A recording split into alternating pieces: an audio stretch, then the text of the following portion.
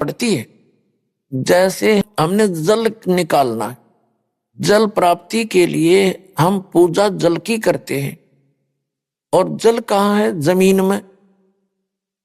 जमीन से जल प्राप्ति करने के लिए हमारा पूज्य तो है जल, वाटर, लेकिन हम उसके लिए जो भी प्रोसेस अपनाते हैं, प्रोसीजर, और जो भी उसके उपकरण प्रयोग करते हैं, हम उनकी पूजा नहीं करते, उन क्षेत्र हम क्रिया करते हैं उस पूज्य वस्तु को पाने के लिए। तो जो भी साधना, दंडवत प्रणाम करना, धर्म करना, सुबह दोपहर शाम के ये नित्यनेम करना, नित्य नियम कहो, नमाज कहो, इसको स्वाध्याय कहो या ज्ञान यज्ञ कहो, एक ही बात है। और फिर मंत्र जाप करना, जो यथार्थ मंत्र जाप बताए हैं वो करना। ये सभी मिला करके ये सब प्रोसीजर है, ये क्रियाएं हैं उस पूज्य वस्तु को पाने के लिए, उस अल्लाहु अकबर यानी कंप्लीट गॉड को पाने के लिए और उस सतलोक में जाने के लिए जहां सदा सुखी रहता है प्राणी। तो उसके लिए हमारा पूज्य तो है अल्लाहु अकबर। और बाकी जो उसको पाने के लिए, जैसे जल प्राप्ति के लिए हमने बोकी लगानी पड़ती है, पाइप नीचे उतारना पड़ता है, उसके बाद फिर हैंडपंप लगाना पड़ता है, और फिर हैंडपंप की भी हम फिर पूजा करते हैं, ऐसे हिलाते हैं, तो उससे वो पूज्य वस्तु प्राप्त होती है जिसके लिए हमने सब क्रियाएं की थी। तो इसी प्रकार जो हमारे पूज्य परमात्मा हैं, कबीर देव, कबीर अल्लाह, और वो स्थान पाने के लिए जहां कोई दुख नहीं है, वहां जाने के लिए हमने ये सब क्रियाएं करनी होती हैं। नमस्कार करना पाप नहीं, नमस्कार करना पूजा नहीं, और नमस्कार करे बिना अभिमान नहीं जावे, अभिमान वाले को भगवान नहीं मिल सकता। आधिनी के पास है पूर्ण ब्रह्म दयाल, मान बड़ाई मारियो बे अदबी सरकार। अब जो आज दास बताना चाह रहा है कि जैसे ये एक प्रांत है, एक स्टेट, उसमें एक मुख्यमंत्री होता है और अन्य उसके मंत्री होते हैं। तो इस एक प्रांत में मुख्यमंत्री का रोल करता है ये ब्रह्म सरपुरुष, जिसने कुरान शरीफ का ज्ञान दिया, जिसने बाइबल का ज्ञान दिया, जिसने श्रीमद् भगवत गीता का ज्ञान दिया, जिसने चारों वेदों ऋग्वेद, यजुर्वेद, सामवेद, अथर्ववेद का ज्ञान दिया। ये एक ब्रह्मांड के अंदर मुख्यमंत्री का रोल करता है, और इसके 3 पुत्र हैं, रजगुण ब्रह्मा, सदगुण विष्णु, तमगुण शिव जी। ये इसके प्रधान हैं, 3 एक विभागीय मंत्री हैं। इनके अतिरिक्त, इनके अंतर्गत और बहुत से देव हैं, जैसे वरुण जल का देवता, और सूर्य देवता जो सभी प्रकाश स्रोतों का इंचार्ज है। जैसे कोई बिजली महकमा है, बिजली महकमे का जो मंत्री है, जिसे पावर मिनिस्टर बोलते हैं, वो कोई पावर हाउस नहीं होता, कोई जड़ नहीं है, वो एक व्यक्ति है चलता फिरता, वो एक मंत्री है, कंट्रोलर है उस बिजली के महकमे का। इसी प्रकार जैसे इरिगेशन मिनिस्टर होता है, यानी सिंचाई नहरों का मंत्री, तो वो नहर नहीं होता। ऐसे ही सूर्य देव है, सूर्य एक देवता है, वो सभी ये जो आग का गोला सूर्य आपको दिखाई देता है, इन ऐसे ऐसे बहुत गुणे सूर्य है, और इन सभी प्रकाश स्रोतों का वो इंचार्ज है, वो मंत्री है अलग से। और जैसे जितने भी पृथ्वी हैं, इनका भी एक देव है, पृथ्वी देवी है, इन सभी ग्रहों की वो संचालक है, उसके अंतर्गत आते। तो ये सभी देवता हैं, ये सभी स्वामी हैं, अपने अपने विभाग के साब हैं, खुदा हैं, अल्लाह हैं, ये सारे खुदा हैं।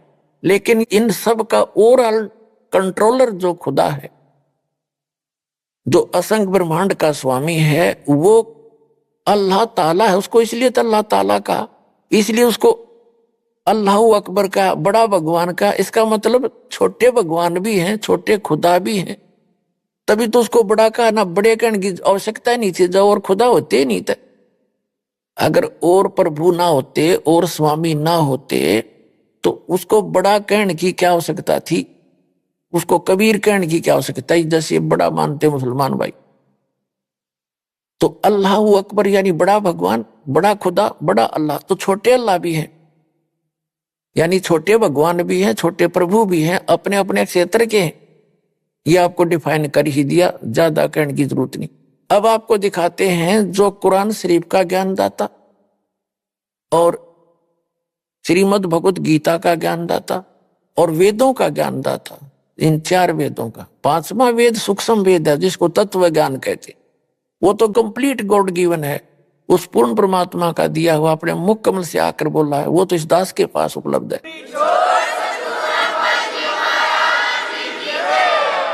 वो उसी ज्ञान के आधार से तो सारा ज्ञान समझ में आया, नहीं तो सब उलट पुलट हो ही रहा था। तो ये कितना परमात्मा है, कितना स्वामी है जो कुरान शरीफ का ज्ञानदाता और बाइबल का ज्ञानदाता। यानी बाइबल के अंदर 3 बुक, होली बुक इकट्ठी जल्द हैं। नंबर 1 तौरात, नंबर 2 जबूर, नंबर 3 इंजिल। उन तीनों का संग्रह बाइबल कहलाता।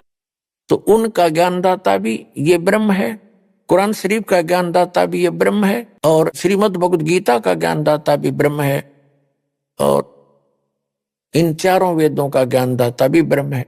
और परम अक्षर ब्रह्म ने आकर के वो मूल ज्ञान दिया है जिसमें और आल ज्ञान है, और ज्ञान सब ज्ञानड़ी, वो कबीर ज्ञान सो ज्ञान, और जैसे गोला तोब कायम करता चला मैदान, वो ज्ञान है परमात्मा का दिया हुआ। अब आपको दिखाते हैं वो कितना भगवान है, ये जिसको मुसलमान भाई अपना अल्लाह ताला मानते हैं, जिसने कुरान शरीफ का ज्ञान दिया, उसको वे अपना खुदा मानते हैं, और गलती से उसको वो अल्लाह अकबर भी कहते हैं। जबकि सूरत फुरकानी, कुरान शरीफ के अंदर सूरत फुरकानी 25 और आयत नंबर 52 से 59 में वो कुरान शरीफ का ज्ञानदाता जो मुसलमान भाई जिसको अपना अल्लाह मानते हैं, वो तो खुद कह रहा है कि वो तो कबीर है, वो तो अल्लाह बड़ा है, जिसने 6 दिन में सृष्टि रची और 7वें दिन तख्त पर जा बैठा। उसका ज्ञान किसी बाखबर से पूछ लो, उसने जब पल्ला झाड़ दिया, वो तो जानता है नहीं उस अल्लाह अकबर के बारे में, उस बड़े भगवान के बारे में तो वो जानता है नहीं, जिसने 6 दिन में सृष्टि रची, 7वें दिन तख्त पर जा बैठा। उसके विषय में ये दास जानता है और ये भेजा है बताने के लिए। अब अपना कल्याण करवा लो अग्रम अग्रम छोड़ के।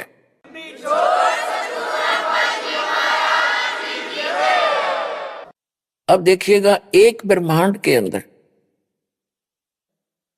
ये है इसका एक मानचित्र, ये एलिपिकल शेप है इसकी, अंडे जैसी, ये ऐसे इतना।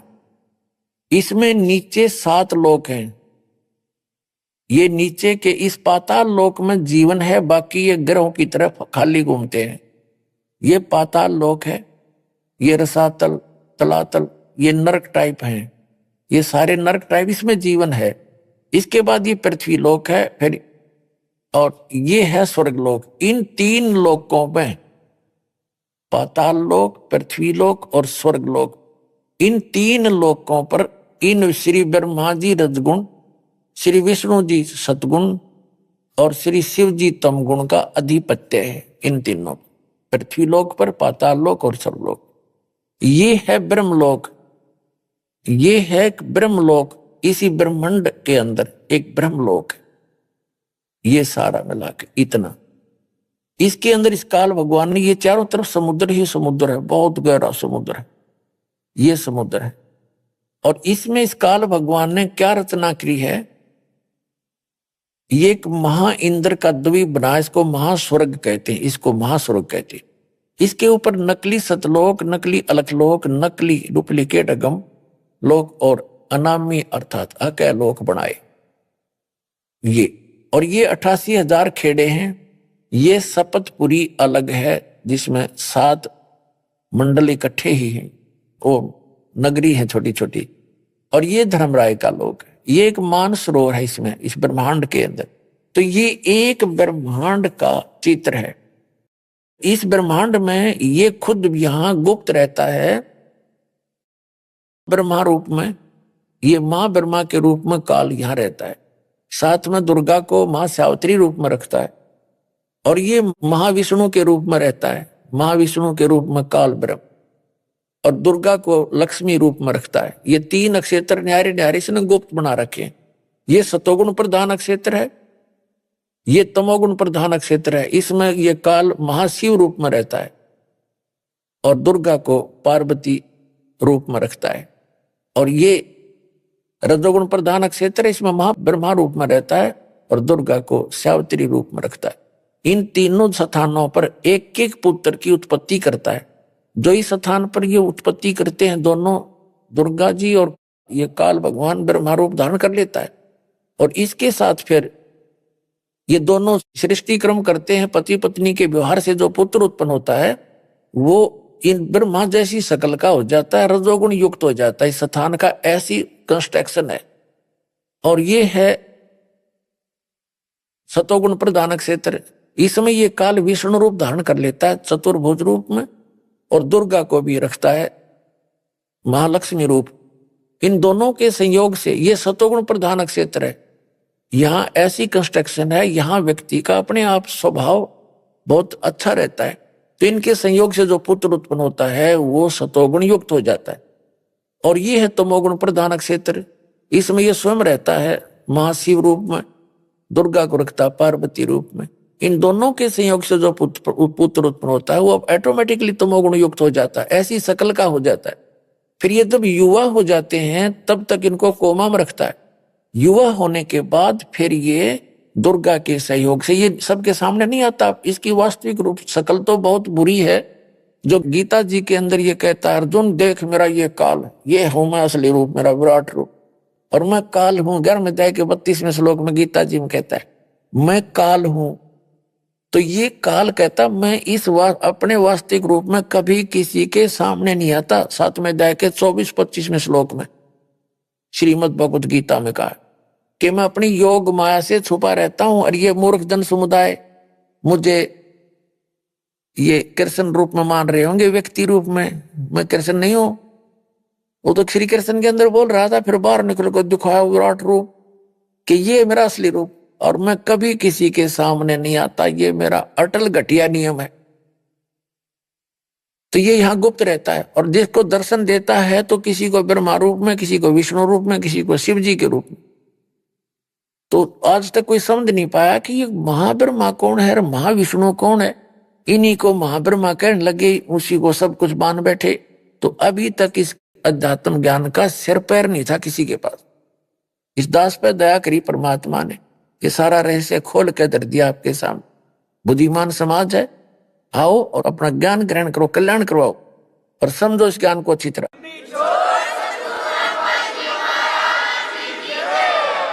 अब देखते हैं, अब ये एक ब्रह्मांड है, ये है एक ब्रह्मांड, ये सारा एक ब्रह्मांड है। और इसमें ये जो काल भगवान है ये एक मुख्यमंत्री का रोल करता है, और इसके 3 मंत्री ये हैं,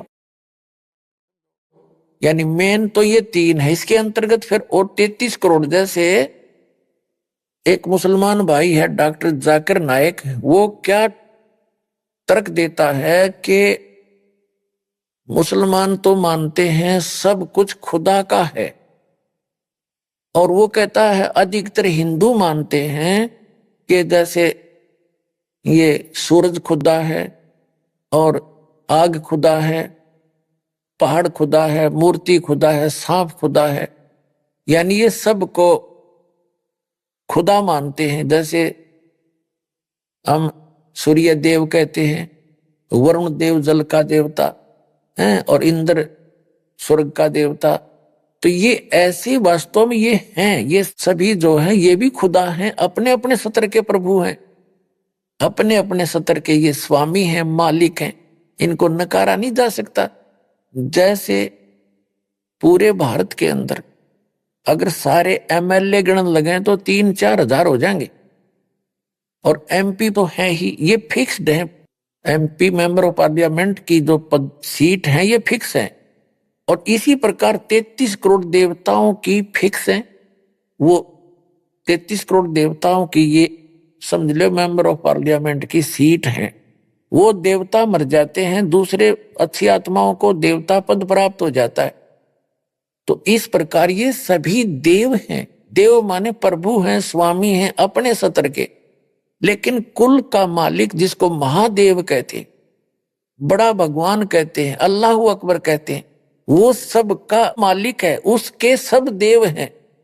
ये अन्य देव भी उसके हैं, उसके अंतर्गत हैं, उसके कंट्रोल में है। वो सब का मालिक एक है और ये अपने सत्र के प्रभु हैं।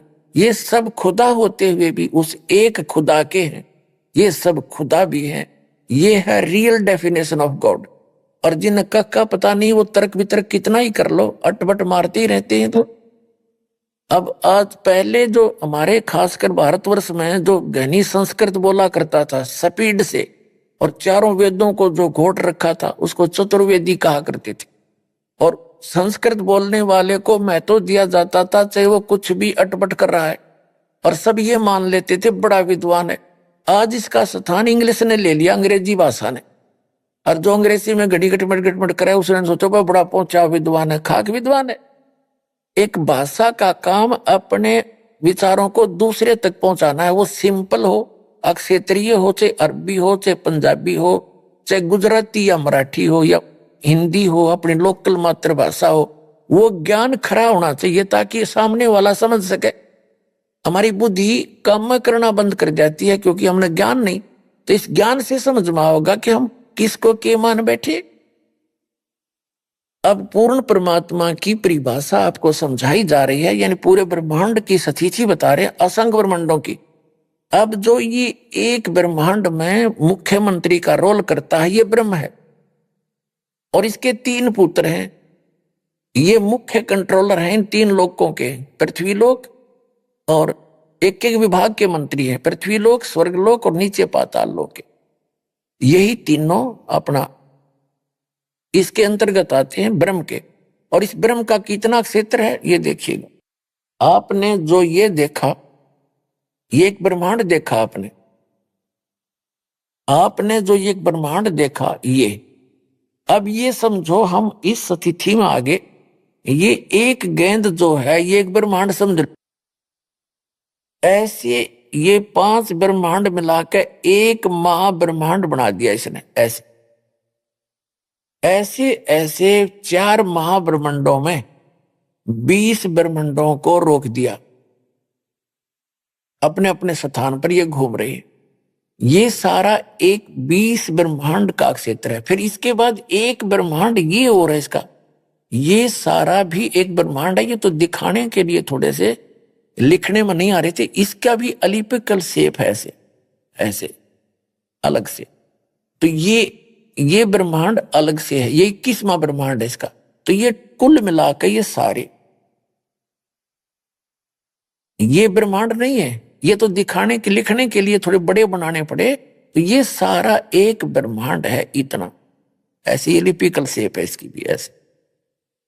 तो ये एक ब्रह्मांड अलग है, ये 20 ब्रह्मांड ये है। एक ब्रह्मांड जो मैंने अभी आपको पहले दिखाया था वो समझो एक गेंद है, या एक गेंद जैसी है, ये इतना आ गया। और इस समझने के लिए तो ये किस ब्रह्मांड का स्वामी है, ये 21 ब्रह्मांड का स्वामी है ब्रह्म, सरपुरुष, काल, शैतान, जिसको शैतान कहते ये है। और ये सरपुरुष भी कहलाता। अब देखो, अब ये है, ये जो आपने देखा 21 ब्रह्मांड का ये एक क्षेत्र है, अभी आपने देखा था, ये तो है सरपुरुष का। और इसके बाद जो ये स्थान है इतना, ये रेड लाइन जो है ये वाली, ये है 7 संख ब्रह्मांड इस परब्रह्म के, जिसको अक्षर पुरुष भी कहते हैं। ये सरपुरुष है, ये अक्षर पुरुष है। और ये ओवरऑल कंट्रोल जो अल्लाह अकबर है, अल्लाह अकबर है, अल्लाह अकबर यानी बड़ा भगवान, वो ये है। ये छोटे छोटे जो डॉट दिखे ये सारे ब्रह्मांड है, ये चारों तरफ ये ये सारे, ये सतलोक है सारा, ये सतलोक ये। और इसके इस ये है वो मूल मालिक अल्लाह अकबर, जो साथ में वो कहते हैं अर्श कुर्स पर अल्लाह तकत है, खालिक बिन नहीं खाली। तो ये तकत है उस मालिक का, स्थान है, सिंहासन है। और इसके अंतर्गत ये परब्रह्म सात संग ब्रह्मांड वाला ये भगवान भी इसी के अंतर्गत आता है। और ये काल भगवान, ये जो कुरान शरीफ का ज्ञानदाता और श्रीमद् भगवद गीता का ज्ञानदाता, चारों वेदों का ज्ञानदाता और इन पवित्र बाइबल का ज्ञानदाता, ये है। ये तो इतना इतना अल्लाह है, इतना खुदा है, बस ये इतना, ये 21 ब्रह्मांड का। और इसके बाद ये देखो सात संख्य ब्रह्मांड परब्रह्म के, अक्षर पुरुष के, और ये है असंख्य ब्रह्मांड और ऑल कंट्रोलर। ये है वो कुल का मालिक, ये है वो अल्लाह अकबर, बड़ा भगवान ये है। और इसके फिर अन्य ऊपर लोक और हैं, अलख लोक और अगम लोक और अनामी लोक, जिसको अल्लाह लोक भी कहते हैं। ये ओवरऑल कंट्रोलर, ये मालिक ही अन्य लोकों में भी अन्य रूप धारण करके यही परमात्मा सबका कंट्रोल करता है। और ये है वो मूल मालिक, संसार रूपी वृक्ष की ये जड़ है, वो परम अक्षर ब्रह्म, वो अल्लाह अकबर, वो जड़ है पूरे संसार रूपी वृक्ष की, जो सबका धारण पोषण करता है तीनों लोकों में प्रवेश करके। अब तीन लोक कैसे हो गए? ये ऊपर का जो लोक है, सतलोक, अलखलोक, अगमलोक और अकय लोक, ये एक लोक अविनाशी स्थान बोला जाता है, उसकी अलग डिवीजन बना दी गई है। और नीचे के ये दो लोक, जैसे सरपुरुष इस ब्रह्म के और अक्षर पुरुष इस परब्रह्म के, सात संग ब्रह्मांड, और ब्रह्म के सरपुरुष के सरब्रह्म के ये 21 ब्रह्मांड, ये दो लोक अलग हैं। प्रत्येक जैसे सरपुरुष का लोक, एक अक्षर पुरुष का लोक, और ये परम अक्षर पुरुष का ये ऊपर का स्थान, ऊपर के अविनाशी जो स्थान है, वो भी एक लोक कहलाता है। तो इस प्रकार इन तीनों लोकों में जितने भी प्राणी हैं, सबका धारण पोषण ये परमात्मा ही करता है। यानी जो संसार रूपी वृक्ष की जड़ है, मूल है, और मूल से पूरे वृक्ष को आहार मिलता है, तो वो परमात्मा है, वो है अल्लाह अकबर। और ये कुरान शरीफ का ज्ञानदाता तो 21 ब्रह्मांड का स्वामी है, और गीता का ज्ञानदाता ये वही है, और वेदों का ज्ञानदाता भी यही है, बाइबल का ज्ञानदाता भी यही है। तो ये तो उस अल्लाह अकबर की जानकारी भी नहीं रखता, उसके लिए तो ऑप्शन छोड़ दिया, कोई तत्वदर्शी संत बताएगा। ये है वो तत्वदर्शी संत, आओ और कल्याण करा लो।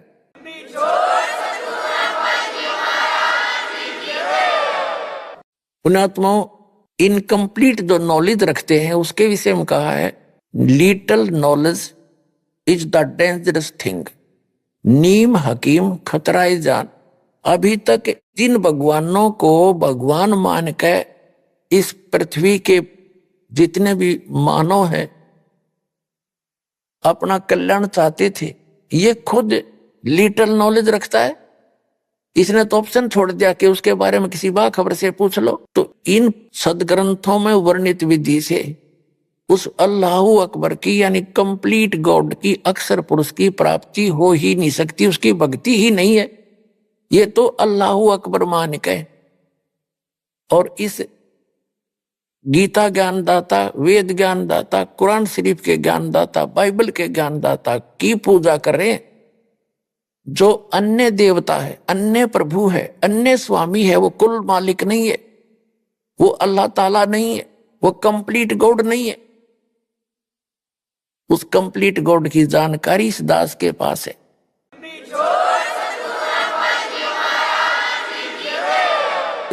ये देखिएगा पवित्र कुरान शरीफ, और ये देखिएगा शेरवानी संस्करण है, प्रकाशक लखनऊ किताबघर, मौसम बाग, सीतापुर रोड। इतने ये 1969 की छपी हुई है, आज की नहीं, 1969 की अनुवादित है। वही अनुवाद आज तक चल रहा है, ये देख लीजिएगा। ये 17वां संस्करण 2008 में, कॉपीराइट अधिकार।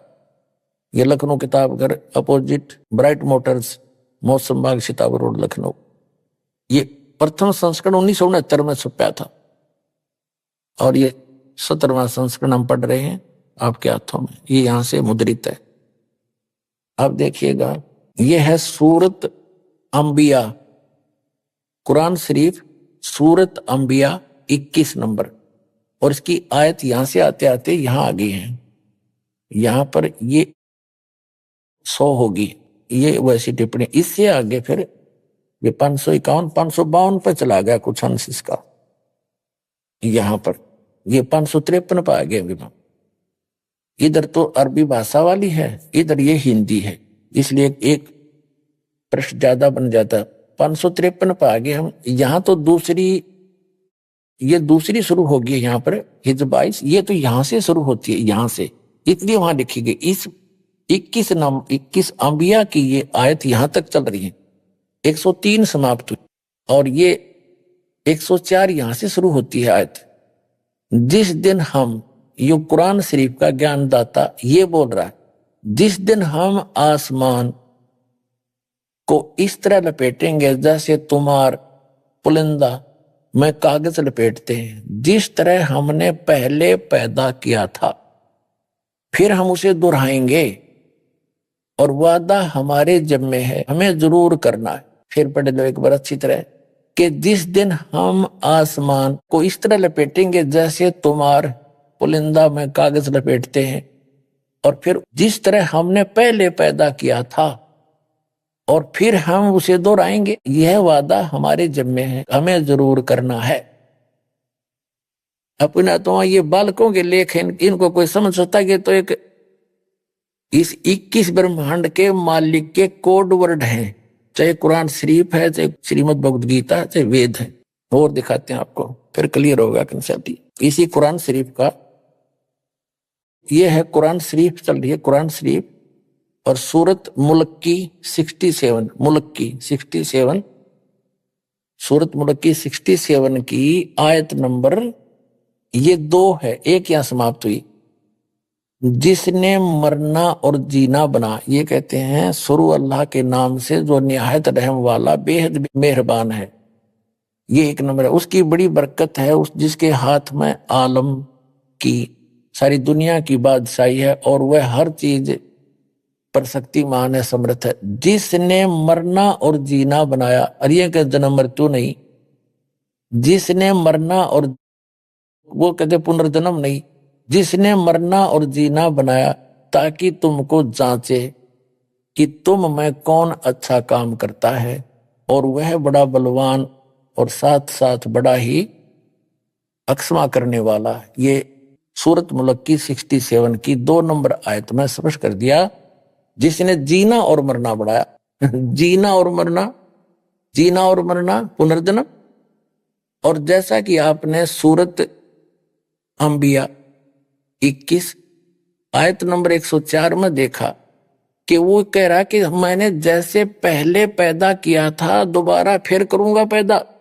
उसका भावार्थ ये है, फिर पढ़ने अच्छी तरह, उसका भावार्थ ये है, वो क्या कह रहा है कुरान शरीफ का ज्ञानदाता, कि पहले जैसे मैंने पैदा किया और फिर समेट लूंगा और फिर पुनः पैदा जरूर करूंगा। तो ये इसका अर्थ गलत लगा रखे हैं मरने और जीने का। इन्होंने क्या फाइनल फैसला कर रखा है, कुरान शरीफ के पढ़ने वालों को पूर्ण ज्ञान ना होने से इन्होंने डिसीजन निकाल लिया अपनी अल्प बुद्धि से, कि इसका अर्थ ये बनता है कि एक बार तो सभी मर ही रहे हैं, कब्रों में दबा दिए जाएंगे या जैसे भी तैसे, और फिर क्या होगा कि फिर कयामत आवेगी, प्रलय हो जाएगी, सब खत्म हो जाएगा, फिर मिट्टी से वचन से निकाल लेगा अल्लाह, और जिसने अच्छे काम करे वो जन्नत में और अल्लाह के अनुसार चले, जो अल्लाह के अनुसार जिन्होंने कार्य नहीं अपनी भक्ति की वो दोजख में फॉर एवर फाइनल कर दिया इन्होंने।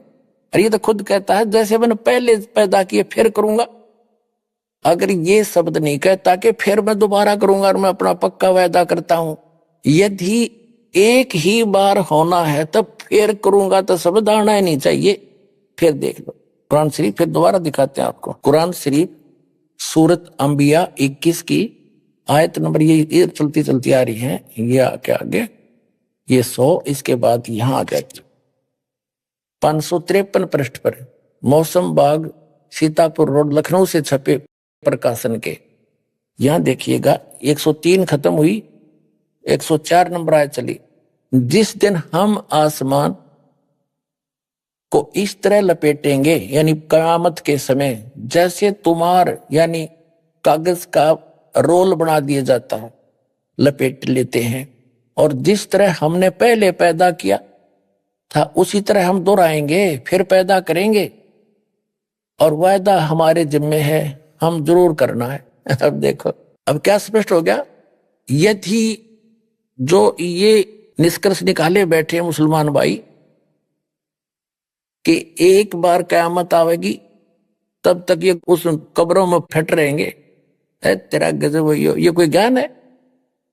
वास्तविकता क्या बता रही कुरान शरीफ की? ये वही है कि जैसे कयामत आओगी परले होगी, उसके बाद फिर दोबारा सृष्टि रची जाएगी, पुनर्जन्म होगा सबका कर्म अनुसार।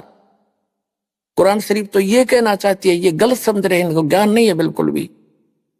अब इससे नहीं कोई नू कहेगा इसका तजुर्मा गलत कर दिया, तजुर्मा अनुवाद ठीक ना कर रखा होगा, सारा मैं दिखाऊंगा। कुरान मजीद दिखाता हूं, ये देखिएगा कुरान मजीद। ये सिर्फ नाम नाम का अंतर है, लेख ज्यों का त्यों है।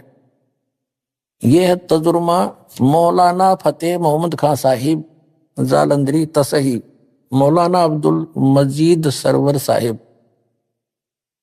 प्रकाशक Farid book depot private limited, नई दिल्ली से।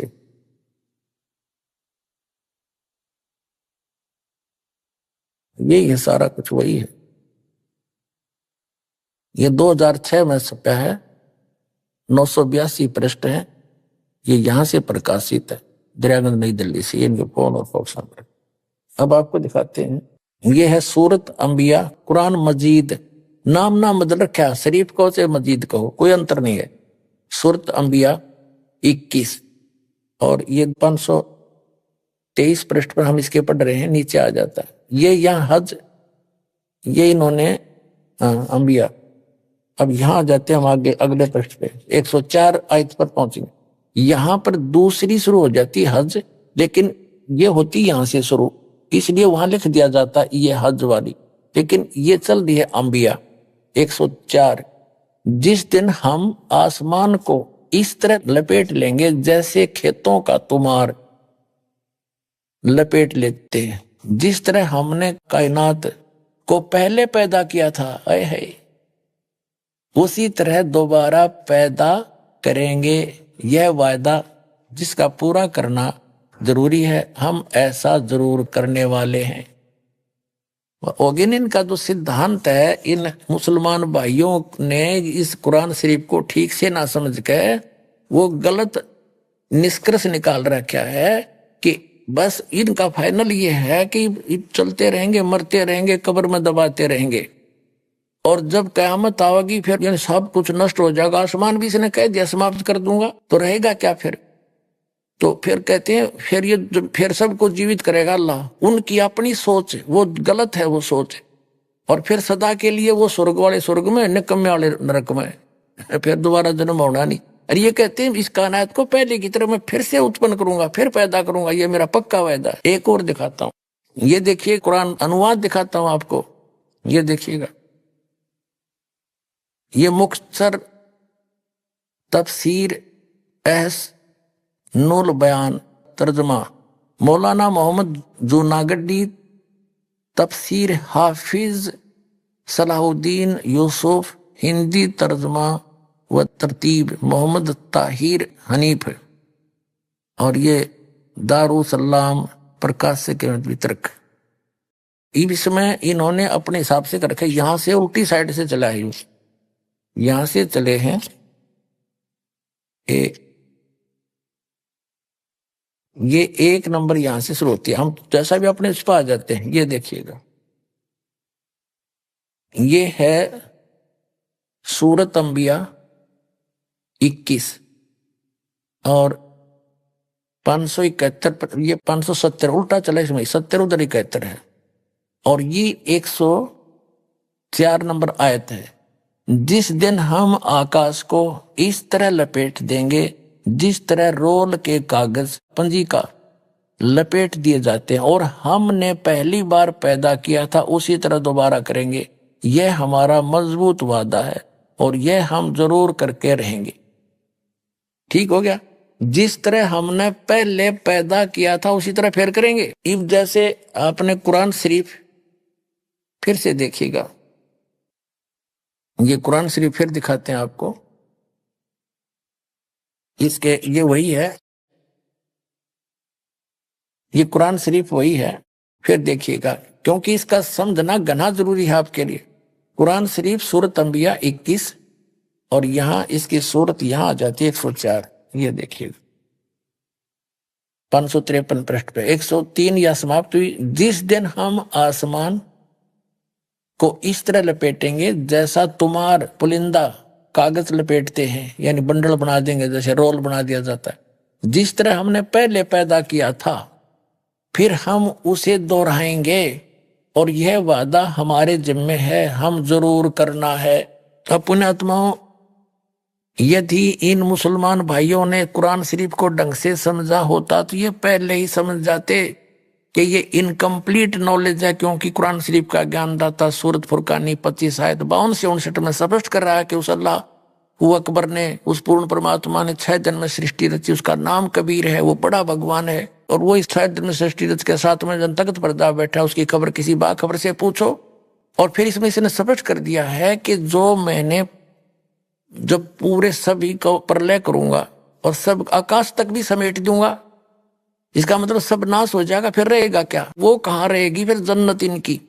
और क्योंकि फिर पैदा करूंगा ही करूंगा, मैं उसको पुनः पैदा करूंगा, ये मेरा वायदा है। और पुण्यात्माओं, इनका जो मानना है वो ये है, ये पैदा होते रहेंगे, मरते रहेंगे, कब्रों में जाते रहेंगे, और फिर प्रलय करेगा भगवान, सब कुछ नाश हो जाएगा, और फिर बस फिर फाइनल है इनका फैसला, अच्छे काम करनी है जन्नत में और बुरे करनी है नरक में, यानी दोजख में, हो रहे। अरे यूं कहा मैं फिर पैदा करूंगा पुनः, जैसे मैंने पहले पैदा किया था।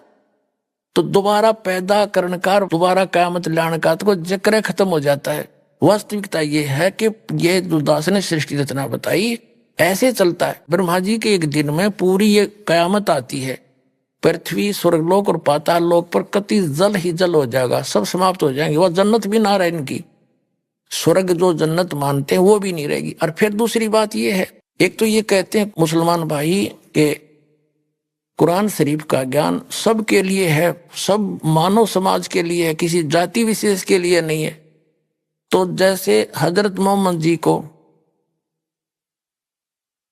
एक जबरिल नाम का देवता एक बुराक नाम के जानवर पर खच्चर जैसे बैठा के ऊपर ले गया जन्नत में, और जन्नत में के देखा कि बाबा आदम बैठे और मूसा अलैहि सलाम, हजरत मूसा जी, हजरत ईसा जी, हजरत इब्राहिम, हजरत दाऊद वहां मिले, और उनसे मिले वो जाकर के जन्नत में, और उनको नमाज पढ़ाई, बाबा आदम से बात करी। तो बाबा आदम और कैसे पहुंच गए? वो तो कब्र में रहने चाहिए थे, कयामत आई ये नहीं है अभी। आप दिखाता हूं, आप ये देखिएगा, ये जीवनी हजरत मोहम्मद सल्लल्लाहु अलैहि वसल्लम, ये यहां से छपी है, देखिएगा।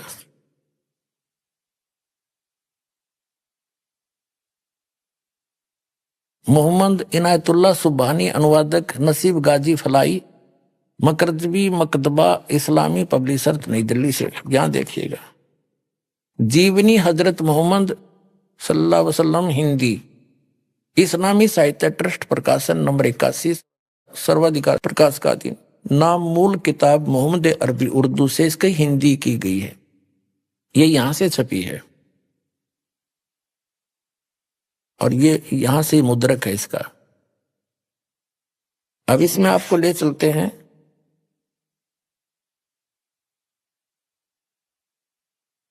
थोड़ा सा दिखाएंगे, ज्यादा नहीं, संकेत बहुत है समझदार को। 164 पृष्ठ दिखाते हैं इस पुस्तक के। यहां लिखा है कि प्यारे नबी सल्लल्लाहु हजरत मोहम्मद अपने सच्चे साथियों के बीच बैठे, अल्लाह ने उनको जो बड़े बड़ी नेमत दी थी उनका जिक्र करने लगे, और बैतुल मकदिस से आकाश पर जाने का हाल सुनाया, वहां कुदरत के जो जलवे देखे थे उनको भी बयान किया। आप सल्लल्लाहु ने फरमाया कि इस तरह हजरत जबरील अलैहि मुझे पहले आकाश पर ले गए, वहां इंसानों के बाप हजरत आदम अलही मिले, उनका हाल यह था कि जब दाईं ओर देखते तो खिल उठते और हंसने लगते, और बाईं ओर देखते तो मारे गम के आंसू भी भर लेते, क्योंकि दाईं ओर उनकी नेक औलाद के कर्म थे और बाईं ओर उसके बद के। हजरत आदम अलही ने आप सल्लल्लाहु यानी हजरत मोहम्मद को देखा तो बोले, तुम्हारा आना मुबारक है नेक नबी, है नेक बेटे। आप सल्लल्लाहु ने पूछा, जबरील यानी हजरत मोहम्मद ने जबरील देवता से पूछा, ये कौन है? तो उन्होंने जवाब दिया, जबरील ने बताया कि ये आदम अलही है, हजरत आदम है, इस सारे इंसानों का बाप।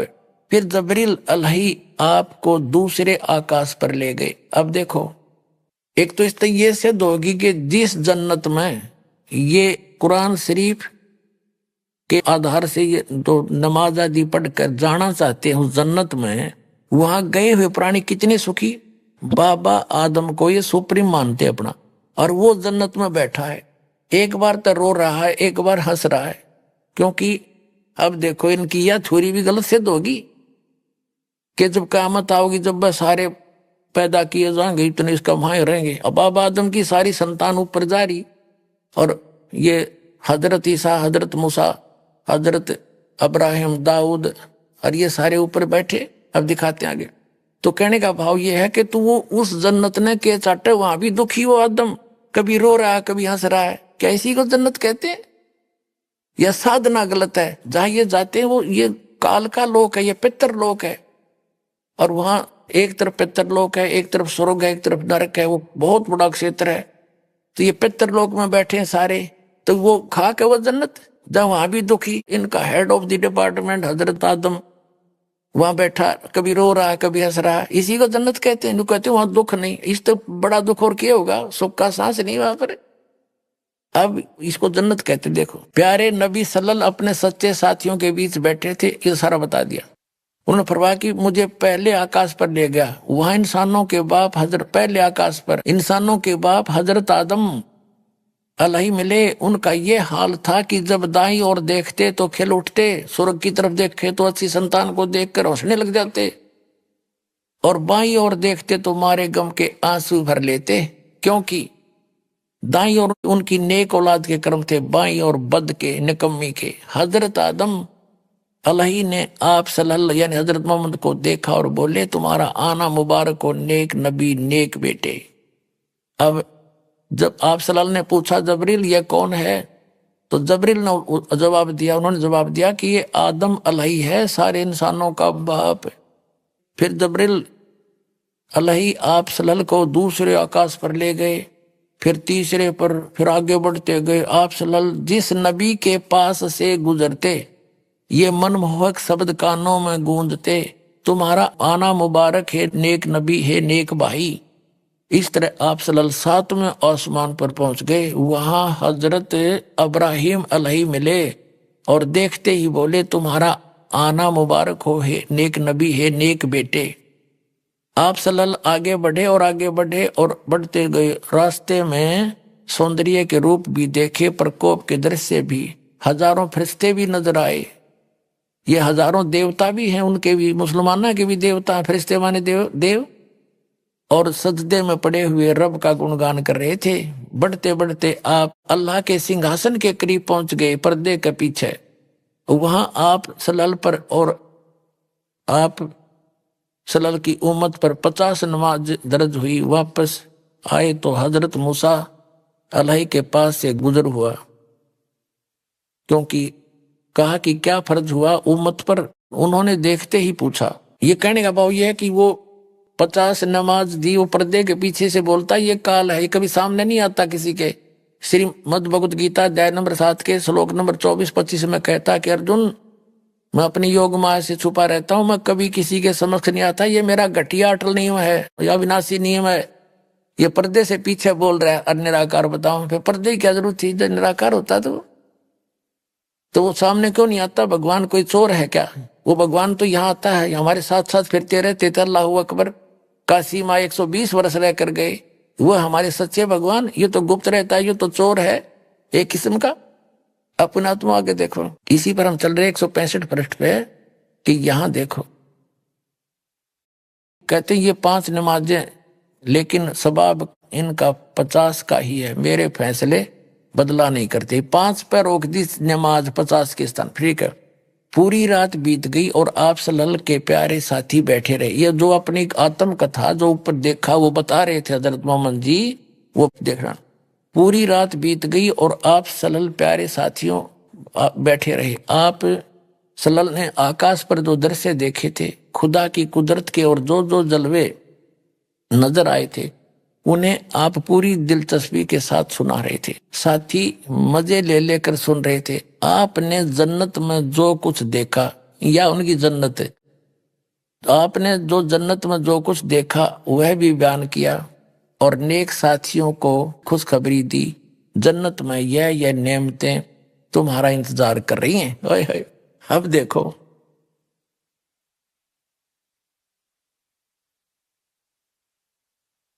अब और दिखाते हैं। 161 पृष्ठ पर देखो, इसी पुस्तक के 161 पृष्ठ पर जीवनी हजरत मोहम्मद के ये क्या कहते हैं कि प्यारे नबी सल्लल्लाहु हजरत मोहम्मद आज रात बुरा, वो बता रहे हैं हजरत मोहम्मद जी, आज रात बुराक नामक एक जानवर आया, उस पर बैठकर मैंने बैतुल मकदस की सैर की। वहां पहुंचा तो नबियों की जमात आई, उनमें अब्राहिम अलैहिस्सलाम थे, मूसा और ईसा अलैहि भी थे। मैंने उन सबको नमाज पढ़ाई। ये कहते हैं मुसलमानों ने अपना विधान अपने आप बना रखे कुरान शरीफ को ना समझकर। अब ये कहते हैं जब सारे कब्रों में दबा दो, दबाते रहो, और तो ये आवेगी 4 अरब 32 करोड़ वर्ष जब बीत जाएंगे, जब यह कयामत आवेगी, इतने तो वो उन कब्रों में फंसे रहेंगे, सड़ेंगे पड़े पड़े, एज पर योर रूल। बाकी ये गलत है तुम्हारा मानना। अगर ये नियम फाइनल होता तो जैसे हजरत मोहम्मद जी को ये ऊपर ले गए हुए सारे नबियों की जमात वहां ऊपर देखा जन्नत में, उनको नमाज पढ़ाई, बाबा आदम मिले, बाबा आदम की सारी संतान वहां नरक में पड़ी, कुछ जन्नत में। तो ये सिद्धांत भी इनका गलत सिद्ध हुआ कि जो बाद में ही सब जीवित किए जाएंगे। ये गलत सिद्धांत है, भ्रमित है।